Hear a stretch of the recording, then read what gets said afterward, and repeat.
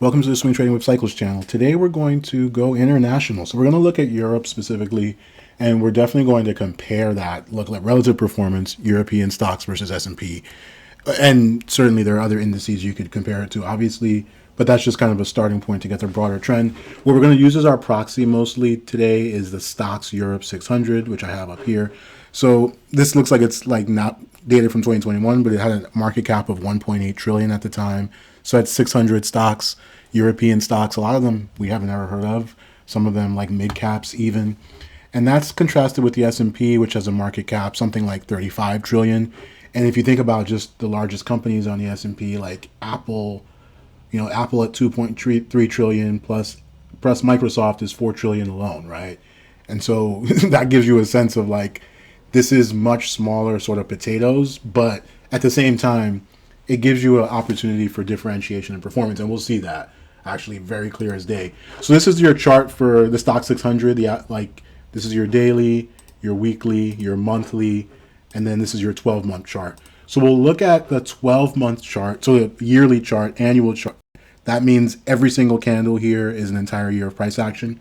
So on the left-hand side, so this is a two-panel, and the left-hand side is the Stoxx 600 itself. So this this yearly chart is the same exact chart as this. Wait a second. Oh, this is monthly. Excuse me. I was like, that doesn't make sense. That's not the same number of candles. So, right. This chart here is the same exact thing as this one here. The reason we're looking at this as a two-panel is because on the right-hand side, this is the good stuff. This is a comparison of the Stoxx 600 versus the S&P. So literally just dividing the two by each other. And TradingView is very cool that you can do this. You're like literally like dividing one by the other. You put in one symbol and then the / and then the other symbol. And so what should draw your eye to, like, again, looking at the right, this ratio chart is what you call it. It's been down only since a massive swing high what was that? 2007. So right with the global financial crisis. So basically it never recovered while and this is the absolute chart. So like clearly it kept moving higher, and this is 2009. So this is when global markets bottomed, from the global financial crisis. We did move higher, right? And let's just see like percentage terms. Let's not go from the Pico bottom. Let's even go from let's say you got in here, right, at the open for that year. Got 150% rally. Now, obviously, we know that the S&P got a lot more than 150%, which is exactly what we're seeing in this chart here. The fact that this thing, even though it was going up, the S&P was going up by so much more that the ratio of the two divided by each other was going down. Like, that's very telling. And of course, as with every downtrend, you have your little lower highs along the way, right? And so we're zeroing on the ratio chart right now. So we have our big swing high in 2007. We have a little bit of a consolidation / bounce in like the 2009, 2010 period, right? So 2010 was actually red, which makes sense. The S&P didn't have a good year that year. And you have another little lower high here. And so it's possible that this is just going to become a lower high, just like one of these. So we want to be careful of that. And that's why you use stops. That's why when we zoom into lower time frames, you can pick advantageous spots. But this is setting up for a potential reversal. Maybe it's not going to start an uptrend for 20 years like this downtrend has existed, but it could be a couple of years, let's say, of movement to the upside, for instance. And if we do zoom this down to the monthly level, you can see like the decline has been just really dramatic, but then it started to like flatten out in 2020, and it's really just kind of consolidated in this area. And so you're really looking for a break above here. And again, this is a ratio chart, so it doesn't tell you what, the Stoxx 600 is going to do in absolute terms. But this is the notion that do you want to be overweight certain regions, for instance, because they may outperform the US again after this like crazy decline. And you can see on the monthly, the Stoxx is looking nice and bullish. What a beautiful swing low. Let's see, what does the quarterly look like? Yeah, so we don't have a quarterly swing low just yet. And so let's jump to the Stoxx 600, the actual price action on that thing in and of itself. And we will start with let's zoom it into a quarterly chart. And so you can see we have not made a quarterly swing low yet. And that's your real kind of target. It looks like that's what we're headed for, right? So that would be a high above 444.46, which was the high from last quarter, right? And so that's a nice little bit of upside from here. And what you'd really be looking for is for us to be able to push through it and then maybe even test it from above, right? Because this downtrend is going to require an equal uptrend, which is going to include higher lows, right? You're not going to go up in a straight line, right?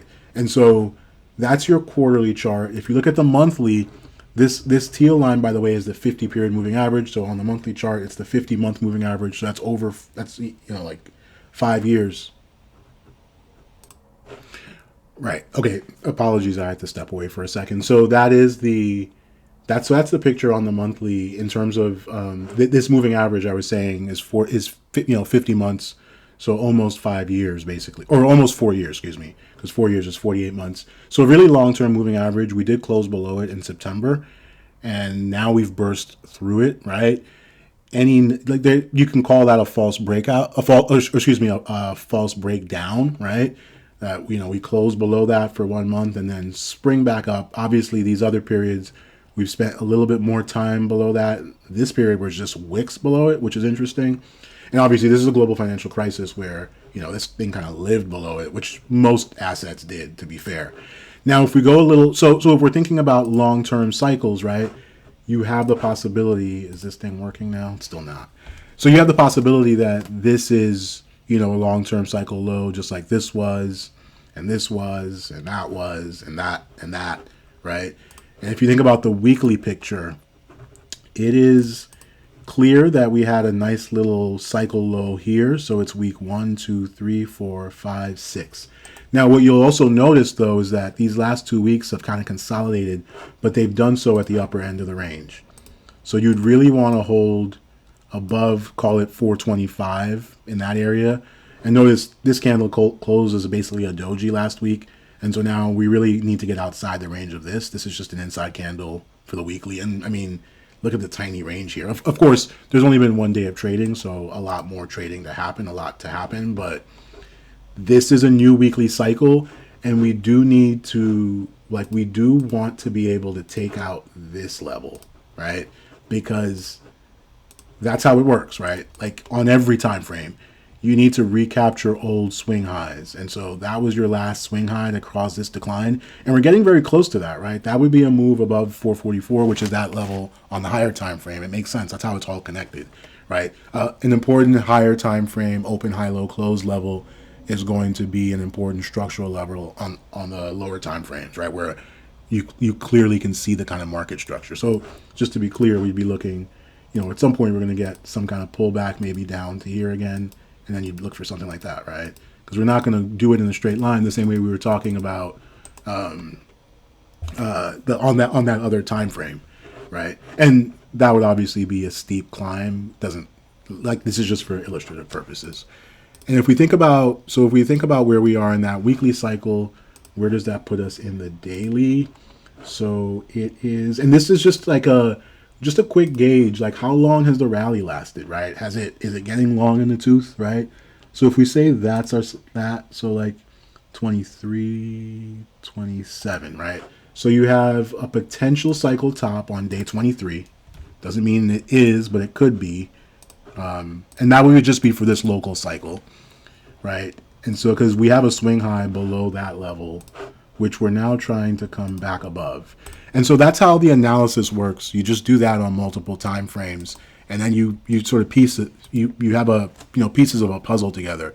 So we're kind of in the middle point, not the middle point, but like not quite halfway through, but getting halfway through the weekly cycle, and we're now getting a little bit long in the tooth for a daily cycle. So you would expect. I mean, at the same time, we've just had this little pullback. So maybe you have one more little leg lower, like something like that. Maybe even washes people out, and then something like that. Now this is, I mean, again, like that's just a scenario where you could see, instead of just going straight up, you kind of fake people out. This becomes a false breakdown of that, and then you kind of move higher. It could even be more vertical. Either way, just illustrative. And just for your context, the biggest constituents of the stocks are the DAX and the FTSE.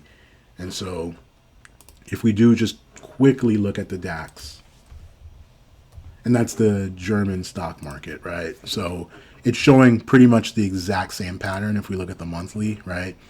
Where we have a nice little swing low. And for the DAX, I've labeled here the sort of longer term cycles. And these are monthly candles. So this is like 78 months, 81 months, 69 months, 93 months. So 78 months is something like 7 years. Or like, it gets you in that kind of timing band. And so these are just kind of the long cycles. And within them, there are shorter cycles. And so it's possible that this is one of those longer term cycle lows at like at month 79. This was a cycle low at month 82. This was at month 70. You have to add 1 bar to each of these for some reason. And you can kind of see these going back. This was a really long one at 93, 84, 63, 93. These are different numbers, and it's because it's just based on the price action itself, not trying to squeeze it into a time frame. Just see what the chart sort of produces naturally, and then you have to kind of make a logical sort of kind of assumption. Now you could say, well, isn't this your cycle low, and then that means we're kind of early in the new one? That is a really good point. You could say that because we're nowhere near that low, and so this is all very speculative. I think the point, though, when you can see kind of near term, is that we are very close to making a quarterly swing low, which is that next thing that actually, there it is. The DAX has made a quarterly swing low. That's important to know about because the DAX is a big component of the stocks, but it's not all the stocks. The stocks also has all the other, I think they're dozens of countries involved. And so it's good to see the leader has already made a quarterly swing low. And now we obviously have a lot of quarter to trade. This thing could reverse pretty harshly. I mean, this candle itself, this previous quarterly candle is a reversal candle, right? This was a green candle at one point that looked beautiful. And then we went red, or I should say, then we pulled, we got a big upper wick and then we went below the opening price and it was, Rap City. Now, the follow-up candle to this has obviously been incredibly bullish as opposed to another down candle, which is what you would have expected. But so we have to be open to the possibility that this is already a long-term cycle low, while being cautious, that we're not going to see another drop. And this is your quarterly chart, and so that this teal line, this 50-period moving average, you think about that, that's 50 quarters. So that is about 12 and a half years, right? So 50 quarters is about 12 and a half years. And so it's a 12 and a half year average price. And we did dip below that for COVID. We dipped below that for these other major lows. So there's no reason to think this can't be a lower high that's going to take us down to that level. And this price is rising too. So it doesn't mean, maybe we end up there in February, right? Or March of 2023. We'll have to see. We'll definitely be tracking that. Again, this is one of your bigger components of the stocks. We did want to focus on the stocks specifically, but wanted to kind of give you a flavor of what's out there. In future videos, I might do a deep dive on the DAX itself, for instance. I will say on a daily level, this thing looks like, wow, that looks precarious, right? This little thing it's doing here looks quite precarious. We'll see where that nets out. But we'll leave it there. This is definitely something that we'll continue to kind of track on the channel. And if you have any questions, suggestions, would love your thoughts. Thank you.